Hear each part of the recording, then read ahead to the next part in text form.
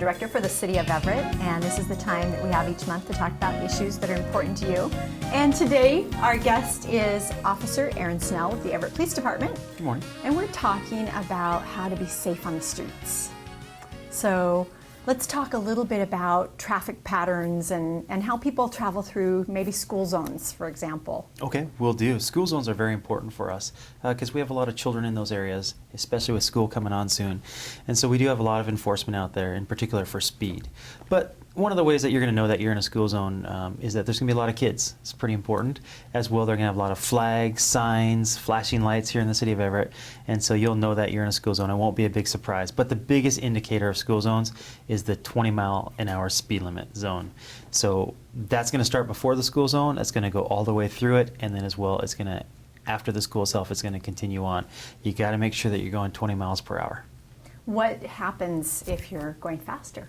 Well, there's a lot of enforcement officers out there, and they are actually enforcing the laws now very closely.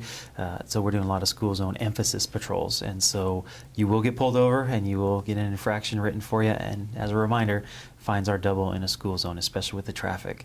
So it's really more of a safety issue versus just trying to make money, as most people think, but we're really trying to slow people down. Speed is a key indicator when it comes to hurting kids, and so we're slowing people down. That way the kids have a chance.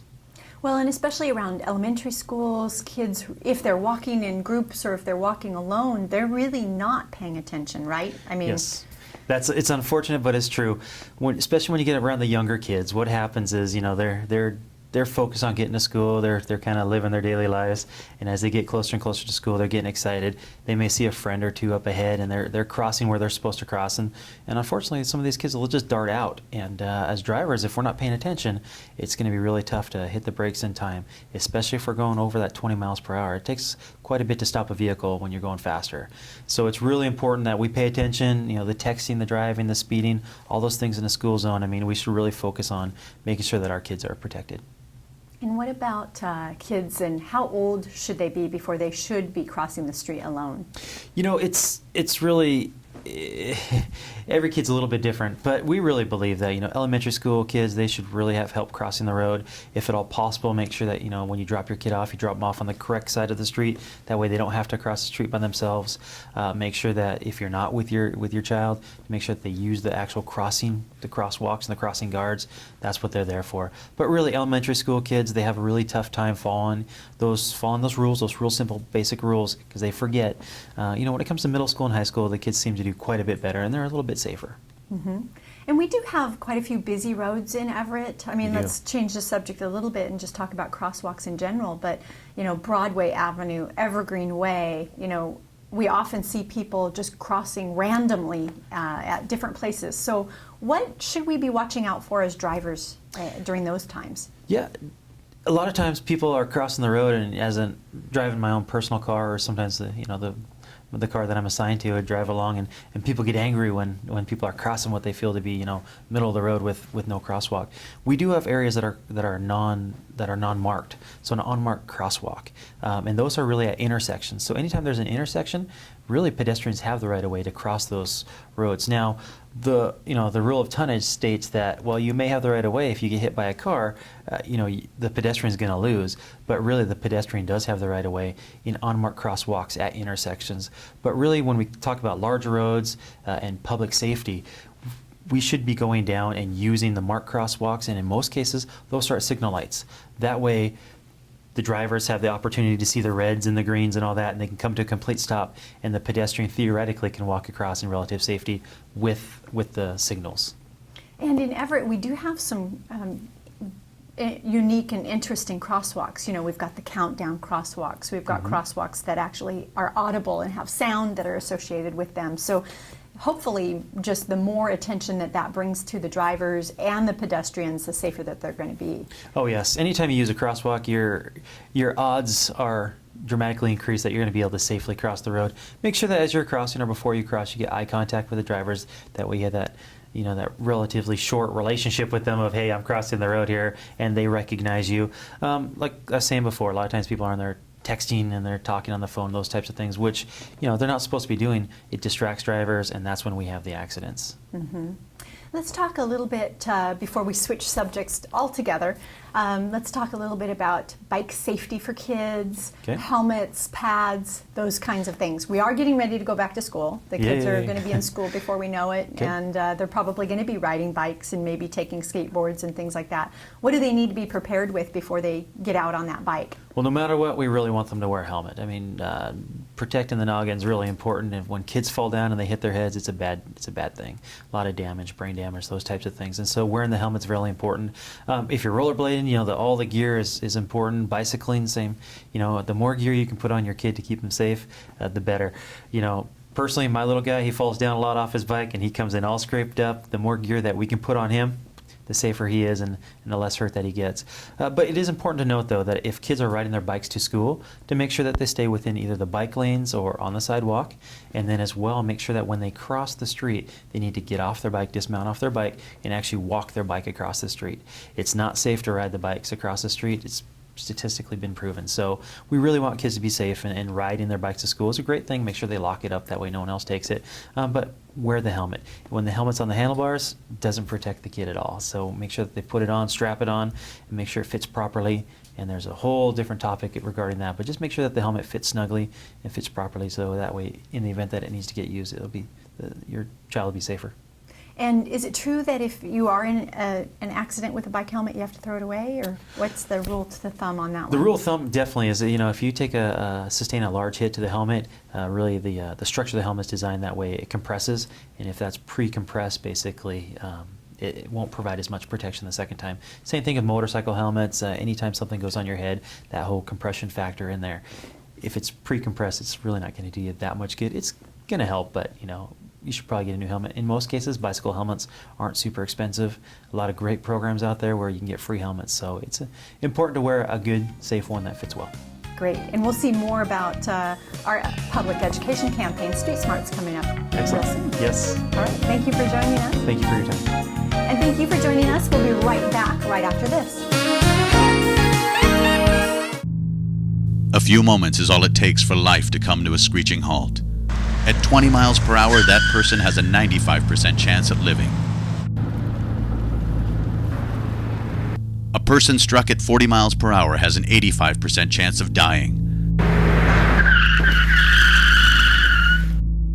Pedestrian deaths are senseless and preventable.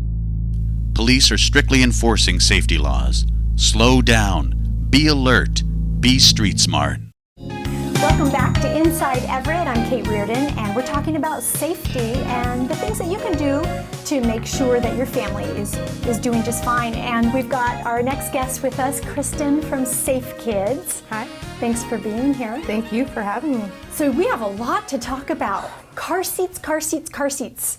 And our kids are in car seats from the time they're born until 12? 12, yeah, maybe even 12 years old. Some maybe 13, who knows, till the seatbelt actually fits them. Absolutely. So we really do start with that very, very first day that they come home in a car. And what do we know about the safety of that, the infant car seat? So infants and even toddlers now need to rear face backwards in the vehicle. And you'll see the little baby that we have here and her big head. That's why we want her to face the back, because it really protects their head, necks, and spines. Lots of families like the infant seat because it's convenient for them, but they could actually use a convertible seat too if they get a good fit for that baby. So there's nothing that says it has to be an infant seat, but they're convenient for families, so they like them. So why do we have to have our kids in car seats? I mean, 30, 40 years ago, we were hardly even wearing seatbelts. How we've learned so much since then, haven't we? It protects them.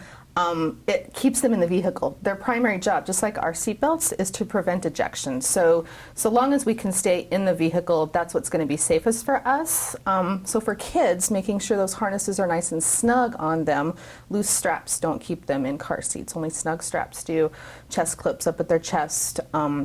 Those are the kind of things that help keep their bodies in the car seats, so that the car seats then during a crash event can do their job and help them to ride down those forces, because their little bodies can only manage so much force, just like our adult bodies. So basically the seatbelts that we wear, they're just not designed for kids. No, they're not little adults. Yeah. They're little kids. Great. Seatbelts are designed for your average American male, kids don't fit that in any way, shape, or form. Would you send kids to school in, dad's pants and shoes? No. Why would we send them in a car in dad's seatbelt? Perfect. And when are they ready to move to this next level?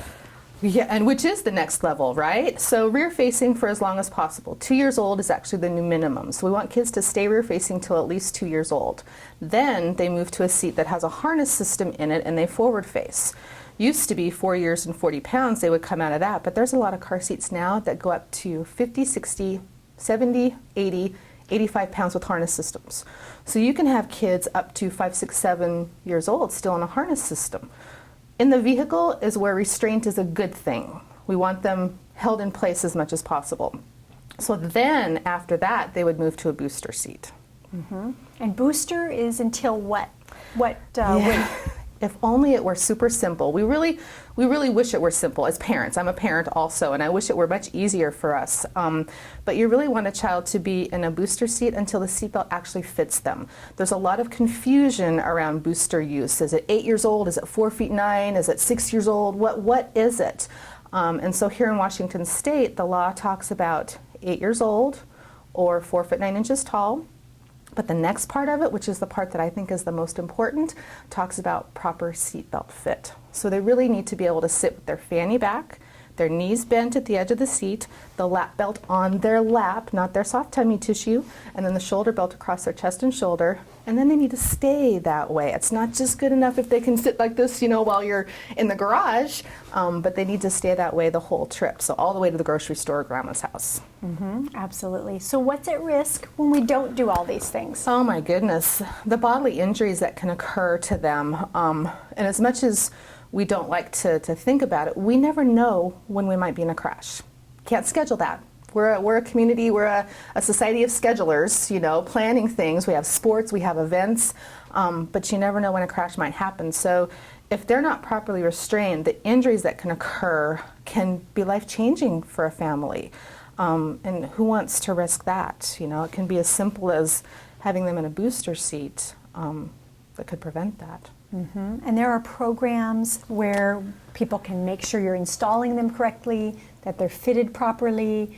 So where is the best place to get that kind of information? I would go to SafeKids.org. Here in Snohomish County, we have our Safe Kids Coalition. It's www.safekids.org. We have some information on there.